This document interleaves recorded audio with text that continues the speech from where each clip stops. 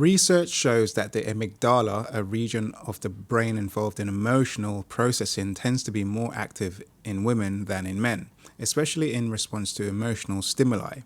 The amygdala is responsible for processing emotions such as fear, stress, and anxiety, and plays a key role in emotional memory and reactions to social situations. So, in day to day scenarios, how does this difference in amygdala activity affect women? What could it mean?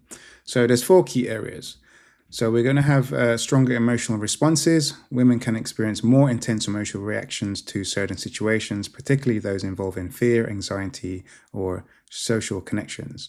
So that's always why women tend to if they go into a room and guys are being creepy, they can sense it very quickly, more so quickly than men can. This could also manifest as heightened sensitivity to stress or social dynamics, or being more empathetic and emotionally attuned to others. We then have memory and emotional connections. Because of the amygdala is involved in emotional memory, women may be more likely to remember emotionally charged events more vividly than men. This can contribute to a greater recall of specific details related to personal or emotionally significant experiences. And then we have the stress response. Higher amygdala activity also makes women more reactive to stress, although this can be affected by other factors like hormonal changes, especially during menstrual cycle. Stress management may thus require more attention for women in high pressure environments. And then finally, social and emotional intelligence. Women on average tend to excel in social and emotional intelligence, partly because of this increased activity.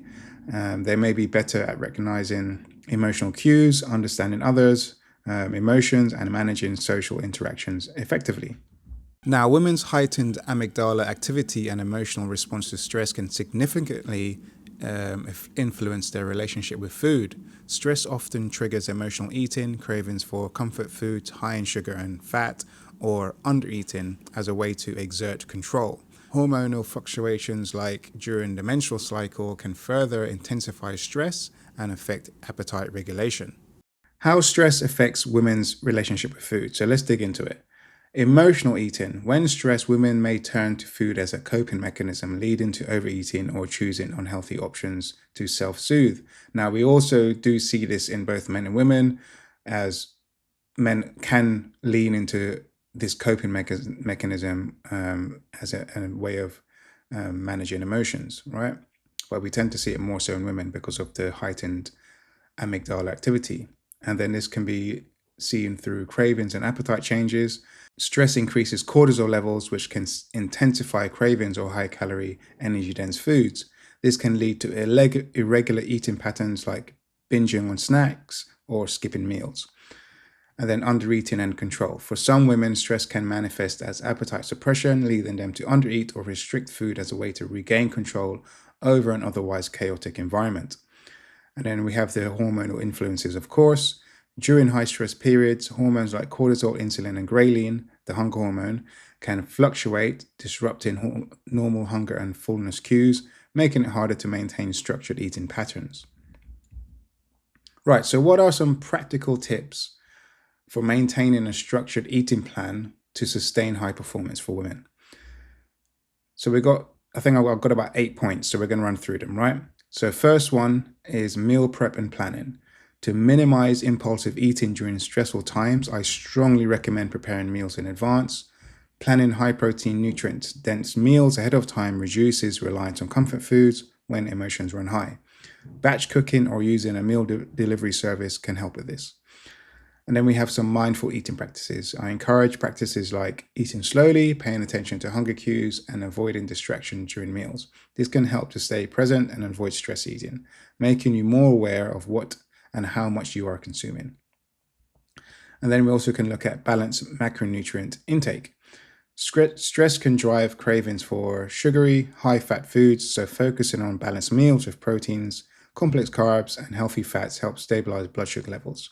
This prevents energy crashes that might prompt stress-induced snacking or trying to eat more high-fat foods, sugary foods because of that prompted stress. And then trying to stick to a regular eating schedule. Sticking to regular meal times, for example, every 3 to 4 hours, helps prevent extreme hunger, which can make emotional eating more likely. Eating consistently regulates blood sugar and keeps energy levels stable, which is key to maintaining performance under stress.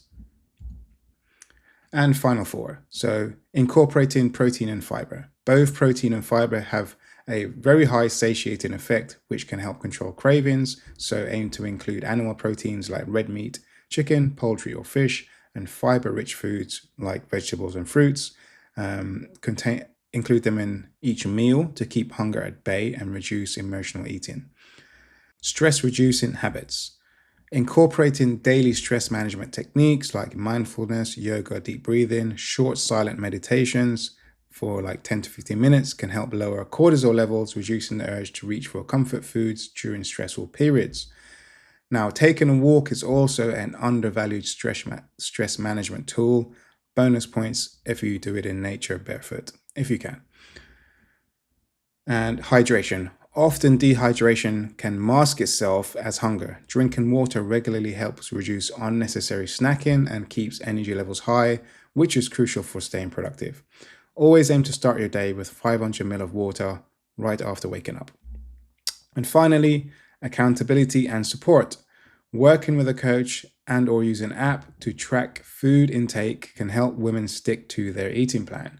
Notably, working with a coach can reinforce accountability and keep this strategy based on objective feedback, which will help you to better manage emotional eating when stress levels arise. Yeah? Okay, thanks for watching, guys. If you feel you are ready to take your performance to the next level and consider yourself a highly ambitious and coachable, DM me to book a 30-minute consultation call. And if you liked the video, please like it, share it. And if you're not already, give me a follow or subscribe.